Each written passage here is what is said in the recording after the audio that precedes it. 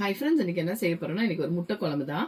ஈஸியா பிகினர்ஸ்க்கு எப்படி ஃபாஸ்டா ஒரு முட்டை குழம்பு வைக்கிறதுன்னு தான் கற்றுக் கொடுக்க போறேன். பாருங்க, முட்டையை வந்து வேக வச்சுக்கோங்க. இப்போ மதியானத்துக்கோ நைட்டுக்கோ வேணும்னா சேர்த்தே முட்டை வேக வச்சுக்கோங்க. அப்போ அந்த முட்டை நல்லா ஊறும். ஊறி நைட்டில் சாப்பிடும் போது கூட உங்களுக்கு நல்லா இருக்கும். முட்டை வேக வச்சுக்கிட்டேன் நான். நெக்ஸ்ட் வந்து எல்லாமே அரைச்சி ஊற்றுற முட்டை குழம்பு தான். அரைச்சி ஊற்றி செய்கிற முட்டை குழம்பு தான்.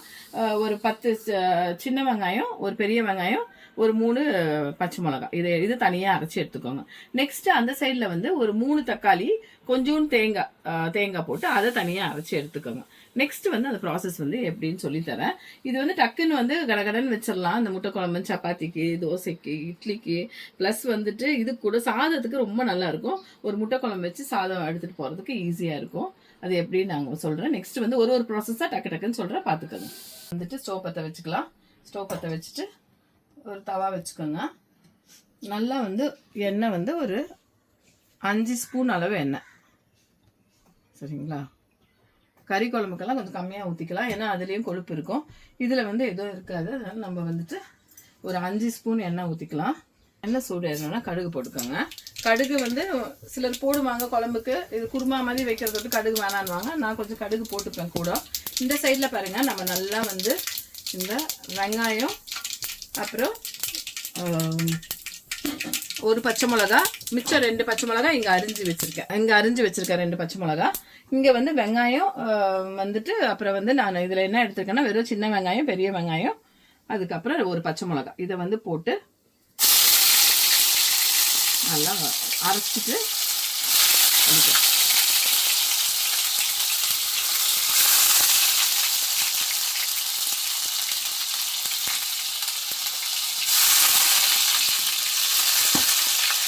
அரைச்சிட்டு நல்லா வந்து வெங்காயம் இது மாதிரிலாம் போடும்போது ஸ்லோ பண்ணிக்கோங்க, ஏன்னா மேலே தெரிக்கும். வந்துட்டு உங்களுக்கு கொஞ்சம் தெரியாத பசங்களுக்கெல்லாம் கொஞ்சம் கஷ்டமாக இருக்கும். இப்போ எண்ணெயில் வந்து வெங்காயம் போட்டாச்சு. அதுக்கப்புறம் நம்ம வந்து இங்கே அந்த 2 பச்சை மிளகா வச்சுருக்கோம் இல்லையா, அந்த 2 பச்சை மிளகாவையும் போட்டுக்குவோம். அதை அரிஞ்சு வச்சுக்கிறேன். நான் வந்து ஒரே ஒரு பச்சை மிளகா தான் போட்டு அரைச்சேன். நான் வந்து வெங்காயத்துக்கு கூட ஒரு பச்சை மிளகா தான் அரைச்சேன். இப்போ இஞ்சி பூண்டு பேஸ்ட் உங்ககிட்ட இல்லை, நான் வந்துட்டு அரைக்கிறதுனாலும் இஞ்சி பூண்டு பேஸ்ட்டும் சேர்த்து இது கூட அரைச்சிக்கோங்க. இப்போ இஞ்சி பூண்டு பேஸ்ட்டு 1 ஸ்பூன் அளவு போட்டுக்குவோம். 1 ஸ்பூன் அளவு இஞ்சி பூண்டு பேஸ்ட்டு எல்லாத்தையும் போட்டு நல்லா வந்து ஒரு வதக்கி விட்டுக்கோங்க. கொஞ்சம் நேரம் வதங்கிட்டோம். கொஞ்சம் இது எல்லா குழம்புக்கும் கொஞ்சம் சின்ன வெங்காயம் சேர்த்துக்காங்க. சின்ன வெங்காயம் நீங்கள் சேர்த்துக்கிட்டிங்கன்னா உங்களுக்கு வந்து அந்த டேஸ்ட்டும் நல்லாயிருக்கும். இப்போ கொஞ்சம் நல்லா வதங்கி இஞ்சி பூண்டு வெங்காயம் எல்லாம் நல்லா வதங்கி வந்துருச்சு. ரொம்ப ஃபாஸ்ட்டாக செஞ்சு முடிச்சிடலாங்க. இந்த முட்டை குழம்பு வந்து ரொம்ப ஈஸியாகவும் இருக்கும். நெக்ஸ்ட்டு வந்து ஒரு 1/2 ஸ்பூன் வந்து மஞ்சள் தூள், மிளகாத்தூள் உங்களுக்கு காரத்துக்கு எவ்வளோ தேவையோ அது பண்ணுங்கள். இப்போ 2 பேர் சாப்பிட்ணுன்னா ஒரு 2 ஸ்பூன் மிளகாத்தூள் போட்டுக்கோங்க. இல்லை உங்களுக்கு காரம் கம்மியாக வேணுன்னா 1 ஸ்பூன் போட்டுக்கோங்க. வெறும் மிளகாத்தூள், அப்புறம் வந்து மல்லித்தூள் 1 ஸ்பூன். ஏன்னா நம்ம வந்து தேங்காய் யூஸ் பண்ணுறோம். தேங்காய் யூஸ் பண்ணலன்னா வெறும் நம்ம வந்து மல்லித்தூள்லேயே போடணுன்னா 2 ஸ்பூன் மல்லித்தூள் போட்டுக்கலாம், கிரேவி கிடைக்கிறதுக்கு. நம்ம இப்போ என்ன செய்யறோம்னா, நம்ம தேங்காயும் போட்டு அரைச்சிருக்கோம் குழம்புல, அதனால வந்து இது தக்காளியில், அதனால வந்து நம்மளுக்கு கிரேவி உண்டுன்னு கிடைக்கும். அதனால் 1 ஸ்பூன் மல்லித்தூள் போட்டுக்கோங்க. ரொம்ப ஈஸியாக செஞ்சிடலாம். பிகினர்ஸ்க்கு இது ரொம்ப கஷ்டமாகவே இருக்காது, ஃபாஸ்ட்டாக முடிச்சிடலாம் இதை. அதுக்கப்புறம் பாருங்கள், இது வந்து தேங்காய், அப்புறம் வந்துட்டு தக்காளி 2த்தையுமே அரைச்சி வச்சுருக்கேன் நான். தேங்காயும் தக்காளியும் நல்லா அரைச்சி வச்சுட்டு இதையும் போட்டு எல்லாத்தையுமே நீங்கள் வதக்கும் போது எல்லாமே கவனத்தில் வச்சுக்கோங்க. ஸ்டோவை ஸ்லோவில் வச்சுக்கோங்க, இல்லைன்னா தீஞ்சிச்சுன்னா முடியாது. இப்போ நான் டக்குன்னு போடுவேன்.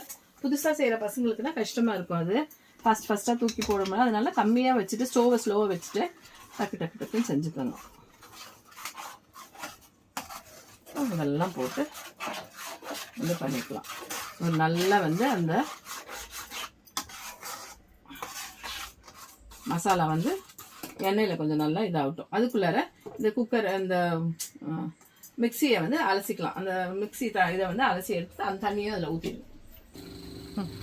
பாருங்க, இப்போ இது நல்லா கொஞ்சம் ஒரு அளவு நல்லா தக்காளி வெங்காயம் மசாலா எல்லாம் கொஞ்சம் வதங்கி கொஞ்சம் ஒரு 2 மினிட்ஸ் விடுங்க. நான் எதுக்கு இந்த டைமிங்க இவ்வளோலாம் சொல்கிறேன்னா, உங்களுக்கு வந்து எவ்வளோ நேரம் விடணும்னு தெரியாது இல்லையா. ஒரு 2 நிமிஷம் விட்டுட்டு இந்த தேங்காய் இந்த அலசினா வந்து ஒரு 1.5 டம்ளர் தண்ணி எடுத்திருக்கேன் நான். ஏன்னா கொஞ்சம் மீன் முட்டை குழம்பு வந்து இதாக இருக்கணும், ஏன்னா கொஞ்சம் திக்காக இருக்கணும். அதனால வந்துட்டு கொஞ்சம் நம்ம ஒரு 1.5 டம்ளர் தண்ணி. எல்லாம் அளவு எதுக்கு சொல்கிறேன்னா, பசங்களுக்கு இப்போ அளவு தெரியாது இல்லை உங்களுக்கு, அதனால தான் அளவு சொல்கிறேன். ஏன்னா என் பொண்ணுக்கும் அதே ப்ராப்ளம் தான், அளவு தெரிய மாட்டேங்குது. எவ்வளோ ஊற்றணும், 1 டம்ளரா அப்படி கேட்குறேன். அதனால 1.5 டம்ளர் தண்ணி ஊற்றிட்டு இப்போ தேவையான அளவு உப்பு கொஞ்சமாக போட்டுட்டு டேஸ்ட் பண்ணிவிட்டு நீங்கள் உப்பு போட்டுக்கோங்க. நான் கல் உப்பு யூஸ் பண்ணிப்பேன். கல் உப்பு யூஸ் பண்ணுறது ரொம்ப நல்லது. உங்களுக்கு இல்லை நான் தூள் உப்பு தான் அங்கே யூஸ் பண்ணுறேன்னா நீங்கள் தூள் உப்பு எவ்வளோ தேவையோ ஒரு 1/2 ஸ்பூன் ஃபஸ்ட்டு போட்டுக்கோங்க சின்ன ஸ்பூனில். அதுக்கப்புறம் திருப்பி வந்துட்டு ஒரு 1/2 ஸ்பூன் டேஸ்ட் பண்ணிவிட்டு போட்டுக்கணும். இப்போ இந்த அளவுக்கு பாருங்கள், திக்கு வந்து இந்த அளவுக்கு இருக்குது. காட்டுறாரு பார்த்தீங்களா, திக்கு வந்து இந்த அளவுக்கு இருக்குது. இவ்வளோ திக்கு வேண்டாம், ஏன்னா நம்ம இப்போ முட்டை போட்டு இதில் கொதிக்க வைக்கணும். ஃபஸ்ட்டு எவ்வளோ ஒரு 1.5 டம்ளர் தண்ணி ஊற்றிருக்கோமா, இப்போ திருப்பி ஒரு 1 டம்ளர் அளவுக்கு தண்ணி ஊற்றிக்கலாம். அவ்வளோதான், முடிஞ்சு போச்சு. இப்போ இது கொதி வரட்டும். கொதி வரும்போது முட்டையை வந்து இப்படி ஹோலாகவும் போட்டுக்கலாம் நீங்கள், இல்லை 2ஆ வெட்டி போடுறதெல்லாம் போட்டுக்கோங்க, இல்லை சும்மா கீத்து போட்டு போடுறதாலும் போட்டுக்கோங்க. முட்டை வந்து இப்படி கீத்து போட்டு போடுறதாலும் இப்படி சும்மா ஒரு அங்கங்கே ஒரு கீத்து போட்டு முட்டையை போட்டுக்கோங்க இல்லை, சரியா? இந்த மாதிரி கீத்து போட்டுக்கோங்க. கொத்தமல்லி இப்போ போடவே தேவையில்லை, இப்படி போடலாம், முட்டையை போட்டுக்கலாம். இல்லை வந்துட்டு நான் வந்து இப்படி ரெண்டா போட்டாலும் உங்களுக்கு வந்து நல்லா வந்து அந்த மசாலா வந்து ஊறி வரும். இப்படி 2 போட்டுக்கோங்க, இல்லைன்னா மசாலா வந்து ஊறி வரும் உங்களுக்கு. 2 போட்டுக்கலாம், நீங்கள் உங்கள் இஷ்டம் தான், எப்படி இந்த முட்டையை ஹோலாகவும் போட்டுக்கலாம், சரியா? நான் மோஸ்ட்லி இப்படி 2 போட்டுக்கலாம், ஏன்னா முட்டை நல்லா ஊறி வரும். அப்போ நல்லா சாப்பிட்றதுக்கு கொஞ்சம் நல்லா அந்த மசாலாவோடு நல்லா இருக்கும்னு சொல்லி, ஸோ அப்படி போட்டுக்கோங்க. 2 விதமாகவும் போட்டுக்கோங்க, உங்கள் இஷ்டம்தான். இது வந்து இப்போ வந்து ஒரு 10 நிமிஷம் கொதிக்கணும். 10 நிமிஷம் நல்லா வந்து அந்த மசாலா வாசனை, ஏன்னா முட்டை வெந்துருச்சு, முட்டைக்கோசம் வேக வைக்க தேவையில்லை, முட்டை வந்துட்டு வெந்து போச்சு. ஆனால் நம்ம வந்து இப்போ அந்த மசாலா நல்லா வந்து பச்சையாக தானே இருக்குது, அது கொதிக்கிற அளவுக்கு நம்ம வந்து இது விடணும். பாருங்க, சும்மா ஸ்லைட்டாக மெதுவாக கிளறி விடுங்க, ரொம்ப ஃபாஸ்ட்டாக கிளறினா வெட்டி போட்டிருக்க முட்டை அப்படியே வேறு 2 வந்துடும். இப்போ இதை வந்து நல்லா வந்துட்டு ஒரு மூடி போட்டு ஒரு 10 நிமிஷம் கொதிக்க விடுங்க. ஏன்னா மூடி போட்டு கொதிக்க விடுங்க, இல்லை இப்படி கொதிக்குது இல்லையா, இது மேலே தெரிக்கும் எல்லா இடத்துலையும், அதனால மூடி போட்டு கொதிக்க விடுங்க. இதெல்லாம் தனித்தனியாக நிறைய எக்ஸ்பிளைன் பண்ண கற்றுக்கிட்டேன் இப்போ நான். ஏன்னா என் பொண்ணுக்கு ஒன்று சொல்லி கொடுக்கும்போது அவளுக்கு இதெல்லாம் தெரிய மாட்டேங்குது, அதனால இப்போ எல்லாருக்கும் இது தெரியாது, சிலருக்குலாம் தெரியாது பிகினர்ஸ்க்குன்னு. இதெல்லாம் உங்களுக்கு வந்து எக்ஸ்பிளைன் பண்ணுறேன் கரெக்டாக. பாருங்கள், இது கொதிக்கிட்டோம், ஒரு 5 மினிட்ஸ் கொதிக்கிட்டோம். அதுக்கப்புறம் கொத்தமல்லி பாருங்கள், நல்லா ஒரு 5 நிமிஷம் கொதிச்சாச்சு. இப்போ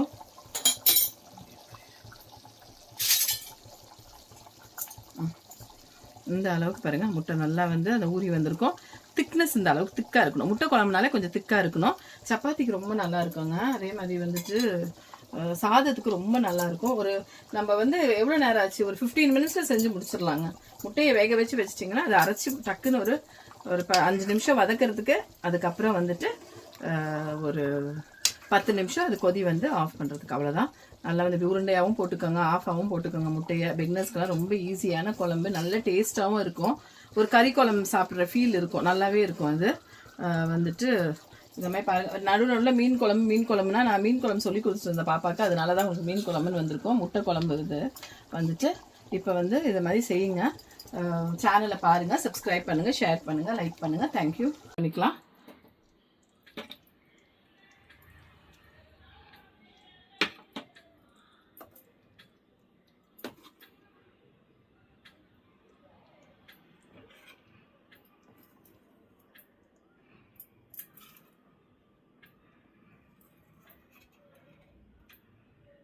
நீங்கள் முட்டையை வந்து வெட்டி போடுறப்ப வெளியே வரும் தான், அந்த மாதிரி வெளியே வந்துடும் தான். அதெல்லாம் ஒன்றும் பிரச்சனை இல்லை, நம்ம தானே சாப்பிட போகிறோம். அதனால வந்து நம்ம அதை எடுத்து கூட அது கூட வச்சு இது பண்ணிக்கலாம், சரியா? அதனால வெளியே வந்துச்சுனாலும் ஒன்றும் பிரச்சனை இல்லை. இப்படி ஹோலாக இருக்கும், எடுத்து நீங்கள் சர்வ் பண்ணும்போது இப்படி அது மேலே வச்சு ஊற்றிக்கோங்க, அவ்வளோதான், முடிஞ்சு போச்சு. ஐயோ வெளியே வந்துருச்சேன்னு சொல்லி இது பண்ண வேண்டாம். ஏன்னா வந்து பயந்துருங்க, ஐயோ வந்துருச்சு என்ன இப்படி இருக்கேன்னு அது இருக்கும். அதனால அதெல்லாம் ஒன்றுமே இல்லை, நம்ம சாப்பிட்றது எப்படி இருந்தாலும் டேஸ்ட்டாக இருந்தால் போதும், அவ்வளோதான். இந்த மாதிரி இப்படி முட்டை குழம்பு செஞ்சு சாப்பிடுங்க.